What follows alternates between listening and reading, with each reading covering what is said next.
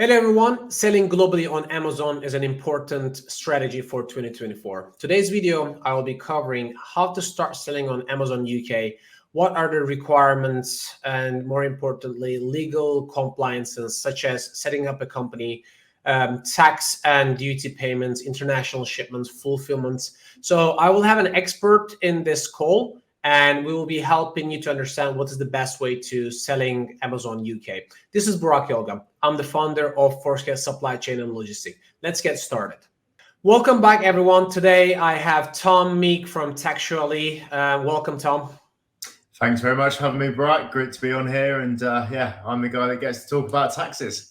Absolutely. So one of the main idea 2024 is global expansion. Amazon is encouraging their brands and sellers to go to different marketplaces such as Canada, UK, Europe, Australia, and they're becoming more and more brand oriented. You've been working with Taxually for Taxually a very long time. You're an expert about UK, Europe, tax. In this video, we will be talking about UK, but we will be recording another video about EU. So the first question is it complicated? Is it hard to start selling in UK?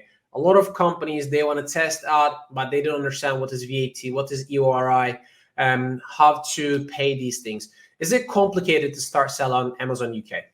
Yeah, so it's a really good question. And I think since Brexit, I think a lot of people have shied off the idea, especially coming from the US and coming into the UK.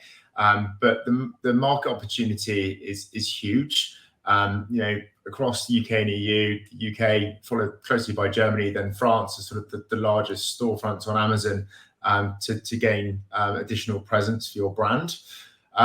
Is it hard? I think it really depends where you're based and what your understanding is, how much time you have from resources, capital, and really your appetite to get into a new market will depend on how hard it is.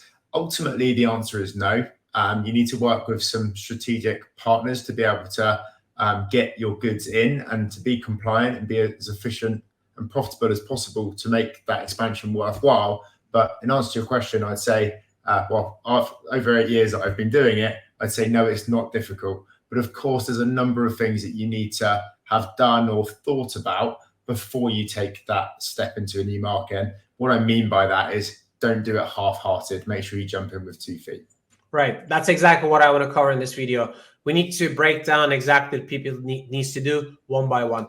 Is it right time to expand right now? What do you think? I think it's a very interesting time. I think a lot of businesses will tend to be focusing on Q4, lead up to Prime Day, and of course, being peak season for most brands across that Christmas and New Year period. I think a lot of brands then look at January, February, March, that Q1 period to look at further expanding their brand. With Chinese New Year fast approaching, a lot of brands are now seeing that as a bit of a quieter time potentially, as so much shipping isn't going on. Hopefully they've got surplus stock in various countries, and now it's a chance to maybe take a step back, look at 2023 and work out where to expand next. And I think that's a really key part of taking your business to that next step, is really understanding what category you're in. Are you in a niche? What marketplace or country or what consumer habits match with your brand? Maybe it's a seasonal thing. Maybe it's just particular to certain types of people, and make sure that you really dig into that research from an early stage. Absolutely. Sorry, go on. No, absolutely. That's a lot of question that we receive. Like, people want to ship to UK, Europe, and then they're like, where do we start? So my question will be, where do people start? What is the first step? I know that in UK, there's VAT, there's EORI. Yeah. And then when we have a call previously, you mentioned that brands have 2 options, right? Like to create one of those either, or they need to do both. There's some confusion about the terms. Can you explain us what is EORI number? When people need to register a company in UK, Yeah. Is a certain amount of revenue? What is the number one thing people need to do and how they can do it? Yeah, for sure. So the first thing you've got to understand is sales tax and VAT are fairly similar. Okay, there's still tax that needs to be collected and paid to the government. Okay. Now, ultimately, Amazon, if you're going to be selling for Amazon, is the deemed supplier, the facilitator of the sale. So it becomes much easier in terms of taking that money and giving it to the authorities. Okay, similar to the US. But let's take a step back. You're a US brand, you're thinking about expanding into the UK. What do you need to do? So VAT, value-added tax, you need to register for VAT, especially, or most likely, you're going to be selling through Amazon FBA. Okay, so where Amazon are fulfilling your products, you're sending their goods to their warehouse. When you have physical stock in a warehouse or in a country, in the UK, for example, you have to be VAT registered from day one. That's one of the most, going to take anything away from a VAT perspective, you need to be VAT registered from day one, and Amazon won't allow you to ship your goods in unless you have a VAT number, number one. As a foreign entity, can you register a VAT, or you need to register a company in the UK first to get the VAT? Great question, and one that gets asked all the time. You do not need to register a new entity. You can trade under, most likely, your LLC or however you're set up in the US in this example, and you register for VAT. Okay. Do you have to have a legal person in the UK, or you could be, if I live in Miami, Florida, I could be, as a Brock Yoga, registered VAT in the UK as Brock Yoga under my LLC company? Exactly the latter. There are some certain countries in Europe, which on the next video we'll go into a bit more detail as to whether you need a representative.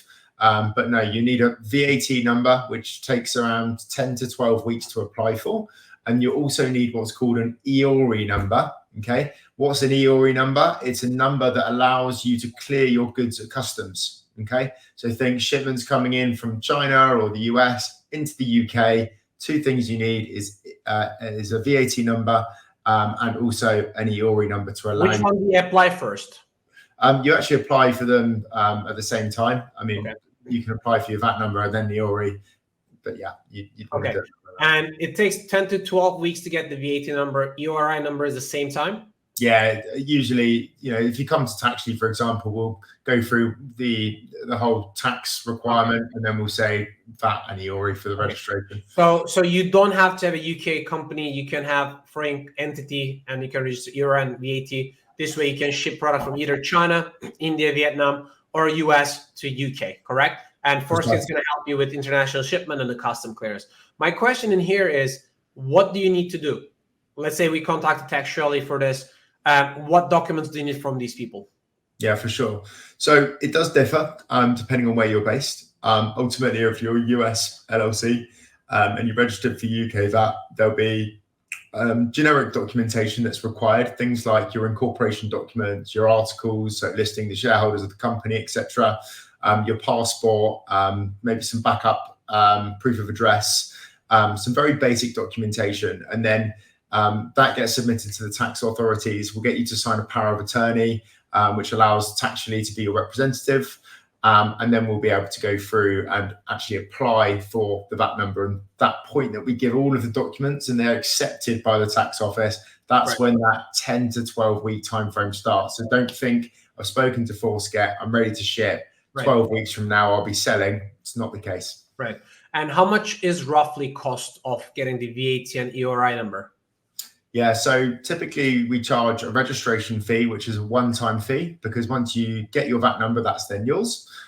We charge €250, so $250-ish for a VAT registration and EORI.